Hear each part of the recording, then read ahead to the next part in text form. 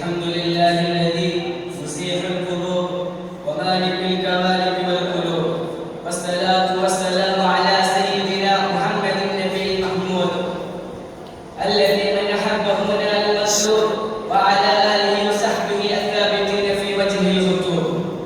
أما بعد.